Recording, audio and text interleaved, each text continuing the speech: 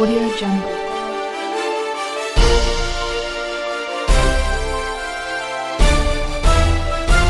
Audio Jungle.